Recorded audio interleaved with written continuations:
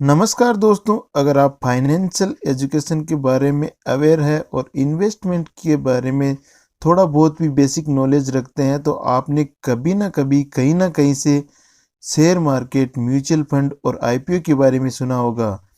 अगर नहीं सुना है तो आप इस वीडियो को पूरा देखिए, क्योंकि हम आज इस वीडियो में आईपीओ के बारे में कुछ फैक्ट्स जानेंगे और आईपीओ से संबंधित कुछ महत्वपूर्ण बातें करेंगे, जिससे आपको आईपीओ से संबंधित सारी बातों की जानकारी हो जाएगी और आईपीओ से संबंधित कोई भी डाउट आपके मन में नहीं रहने वाला। चलिए दोस्तों, जानते हैं आईपीओ के बारे में कुछ खास बातें। सबसे पहले हम जानते हैं कि आईपीओ होता क्या है। आईपीओ इनिशियल पब्लिक ऑफर होता है, जो एक कंपनी द्वारा जारी किया जाता है जब वो पहली बार शेयर मार्केट में लिस्टेड होती है। अब आपके मन में एक क्वेश्चन आएगा कि आईपीओ कंपनियां क्यों जारी करती है।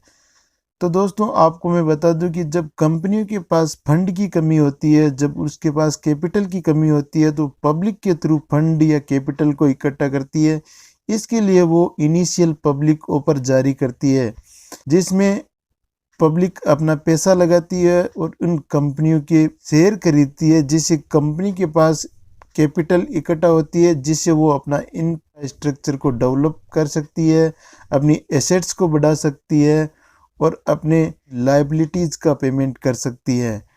तो इसलिए कंपनियां आईपीओ जारी करती है। तो दोस्तों, अगर आप आईपीओ के जरिए पैसा कमाना चाहते हैं, आईपीओ में इन्वेस्टमेंट करना चाहते हैं, आईपीओ में लिस्टिंग गेन चाहते हैं, तो आपके लिए कुछ महत्वपूर्ण बातें जानना बेहद ज़रूरी है। अगर आप इन बातों का ध्यान नहीं रखेंगे तो आपको आईपीओ में लिस्टिंग गेन होने के बजाय लॉस भी हो सकता है। तो चलिए दोस्तों, हम कुछ इम्पोर्टेंट फैक्ट्स के बारे में बात करते हैं, जो आईपीओ में पैसा लगाने से पहले आपको जानना बेहद ज़रूरी है।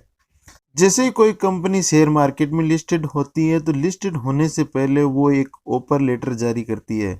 उस ऑफर लेटर में वो अपनी पूरी जानकारी अपने इन्वेस्टर के साथ शेयर करती हैं।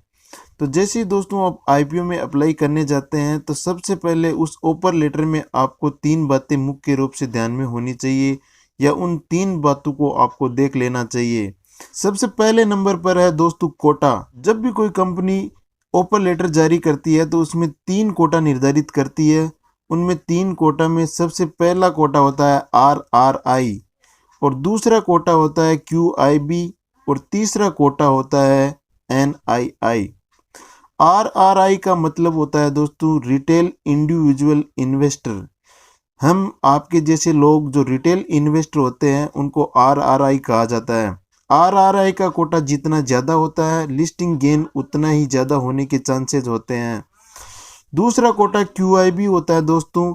QIB का मतलब क्वालिफाइड इंस्टीट्यूशनल बिडर्स होता है या बायर्स होता है। ये वो लोग होते हैं जो mutual fund, financial institution, commercial bank आदि होते हैं, जो 2 लाख रुपए से ज़्यादा कैपिटल कंपनी में इन्वेस्ट करते हैं। अगर इनका कोटा भी ज़्यादा होता है, वो आईपीओ भी अच्छा माना जाता है। और 3 नंबर पर होता है NII कोटा। NII का मतलब होता है नेशनल इंस्टीट्यूशनल इन्वेस्टर। इसमें HUF, company, corporate body, society, trust आदि शामिल होता है, जो 2 लाख रुपए से ज़्यादा कैपिटल कंपनी में इन्वेस्टमेंट करते हैं। तो दोस्तों, NII का कोटा कंपनी में सबसे कम होता है। अगर रिटेल कोटा सबसे ज़्यादा है तो कंपनी लिस्टिंग गेन सबसे ज़्यादा देती है। दूसरे नंबर पर अगर QIB कोटा उससे कम है या उसके बराबर है तो भी कंपनी में लिस्टिंग गेन होने के चांसेस ज़्यादा होते हैं। लेकिन NII कोटा अगर ज़्यादा होता है तो उसमें लिस्टिंग गेन होने के चांस कम होते हैं। तो दोस्तों, इन कोटा के अनुसार अगर आपको बेस्ट आईपीओ सेलेक्ट करना है तो उसमें RRI कोटा सबसे ज़्यादा होना चाहिए, उसके बाद में QIB कोटा होना चाहिए, उसके बाद में NII कोटा होना चाहिए। अब हम बात करते हैं 2 नंबर पॉइंट की। 2 नंबर पे आपको कंपनी के फंडामेंटल्स के बारे में जानना है। जब आप आईपीओ में अप्लाई करने जाते हैं तो कंपनी के फंडामेंटल्स आपको देखने चाहिए। फंडामेंटल्स में दोस्तों आपको कंपनी की रेवेन्यू देखना है, उसका प्रॉफिट एंड लॉस देखना है, उसके एसेट्स देखने हैं और उसकी लायबिलिटीज़ कितनी है उनको देखना है। अगर कंपनी की रेवेन्यू लगातार बढ़ रही है तो वो आईपीओ आपको लिस्टिंग गेन भी देगा, और लॉन्ग टर्म अगर आप उस कंपनी में इन्वेस्टमेंट करते हैं तो अच्छा रिटर्न प्रोवाइड करेगी। अगर कंपनी का प्रॉफिट अच्छा है तो भी आपको लिस्टिंग गेन देखने को मिलेगा और उसमें लॉन्ग टर्म में आपको अच्छा रिटर्न देखने को मिलेगा। अगर कंपनी की एसेट्स लगातार बढ़ रही है, अगर प्रॉफिट थोड़ा कम भी हो रहा है, तो भी आपको लिस्टिंग गेन होने के चांस पूरे पूरे होते हैं और लॉन्ग टर्म में आपको अच्छा रिटर्न प्राप्त होगा। अगर कंपनी की लायबिलिटीज कम हो रही है तो भी आपको लिस्टिंग गेन होने के पूरे पूरे चांसेज हैं, लेकिन अगर कंपनी की लायबिलिटीज बढ़ती जा रही है तो उस कंपनी में पैसा लगाने का कोई फायदा नहीं होता है। तीसरा नंबर का पॉइंट हो गया दोस्तों कंपनी का फील्ड, यानी कंपनी किस फील्ड में काम करती है और कंपनी का इंफ्रास्ट्रक्चर कैसा है, कंपनी का वर्किंग कैपिटल कितना है और कंपनी में कितने एम्प्लॉयज काम करते हैं। ये सब फैक्टर्स आपको आईपीओ में अप्लाई करने से पहले जान लेना बेहद ज़रूरी है। यहाँ पर मैं एग्जाम्पल के लिए आपको बताऊं, पर अडानी विल्मोर का ऑफर लेटर निकालता हूं और आपको वहाँ पर इसका कोटा और जो मैंने 3 पॉइंट बताए वो आपको यहाँ पर दिखाता हूँ। सबसे पहले मैं इसको यहाँ पर जूम करता हूँ और जूम करके जैसे आप यहाँ पर देखोगे तो यहाँ पर आपको 3 प्रकार के कोटा नजर आएंगे। सबसे पहले आपको यहाँ पर ये रिटेल कोटा नजर आएगा। यहाँ पर इस कंपनी में रिटेल कोटा 35% है, जो कि एक अच्छा साइन है लिस्टिंग गेन के लिए।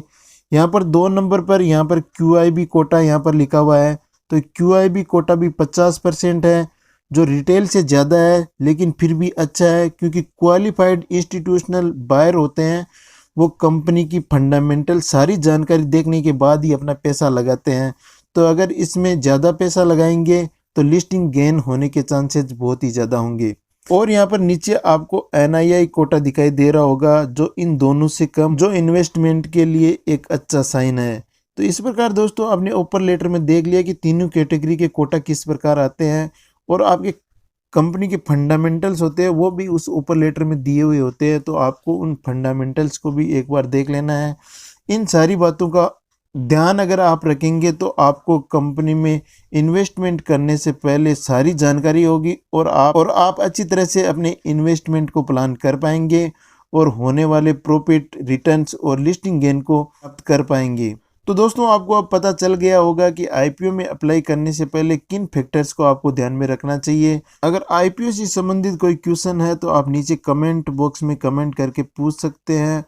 तो दोस्तों आज के लिए इतना ही। अगर आपको वीडियो पसंद आया तो वीडियो को लाइक करें, अपने दोस्तों के साथ शेयर करें और चैनल पर नए हैं तो चैनल को सब्सक्राइब करें, क्योंकि हम इस प्रकार के कंटेंट आपके लिए लाते रहेंगे। तो दोस्तों आज के लिए इतना ही, मिलते हैं एक नए वीडियो में, तब तक के लिए नमस्कार, जय हिंद दोस्तों।